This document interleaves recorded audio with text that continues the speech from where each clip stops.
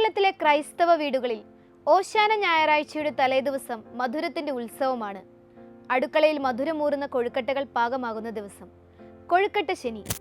പല Syrian Christian കുടുംബങ്ങളിലും ഈ ദിവസം അങ്ങനെയാണ് അറിയപ്പെടുന്നത്.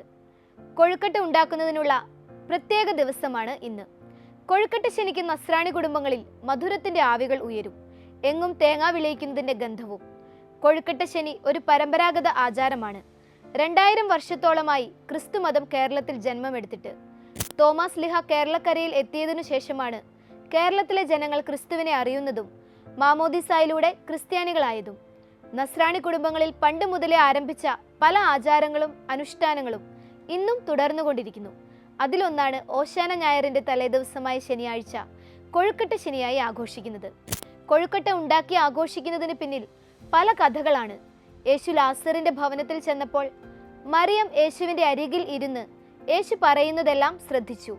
എന്നാൽ മാർത്തയാകട്ടെ യേശുവിനെ സൽക്കരിക്കുവാൻ എന്തുണ്ടാക്കണം എന്നാലോചിച്ച് ആകുലതയോടെ നടന്നു. അങ്ങനെ തിടുക്കത്തിൽ വീട്ടിലുണ്ടായിരുന്ന അരിപ്പൊടി കുഴച്ച് ചെറിയ ഉരുളകൾ ഉണ്ടാക്കി. തേങ്ങയും ശർക്കരയും വിളയിച്ച് മധുര ചേരുവയും കൂട്ടിച്ചേർത്ത് ഉരുളകൾ ഉണ്ടാക്കിയെടുത്തു. അങ്ങനെ കൊഴുക്കട്ടയുണ്ടായി. ഇതുമാത്രമല്ല, മറ്റൊരു കഥയും കൊഴുക്കട്ട ശനിക്ക് പിന്നിൽ ഉണ്ടെന്നാണ് പറയപ്പെടുന്നത്. ലാസർ മരിച്ചവരിൽ നിന്ന് ഉയർത്തെഴുന്നേറ്റതിനു ശേഷം അതിന്റെ ആഘോഷത്തിന്റെ ഭാഗമായി ഇതുപോലത്തെ ഉരുളകൾ ഉണ്ടാക്കി പങ്കിട്ടിരുന്നു അത്രേ. ജീവിതം പുനർസ്ഥാപിക്കപ്പെട്ടതിന്റെയും പ്രത്യാശ പുനർജീവിച്ചതിന്റെയും അടയാളമായി സന്തോഷത്തിൽ ഒരു ചെറിയ മധുരപലഹാരം എല്ലായിടത്തും അന്ന് പരന്നു. കൊഴുക്കട്ടയുടെ കഥകൾ ഇനിയും തീർന്നില്ലാട്ടോ. കൊഴുക്കട്ട ഉണ്ടാക്കുന്നതിന് വേറെയും കഥ കൂടിയുണ്ട്.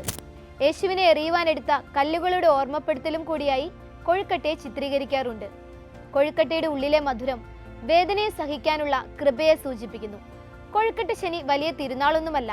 എങ്കിലും നോമ്പുകാലത്തെ മധുരം പങ്കിടാനും സന്തോഷങ്ങൾ ഓർമ്മിപ്പിക്കാനുമുള്ള ഒരു ദിവസമായി ആഘോഷിക്കുന്നു.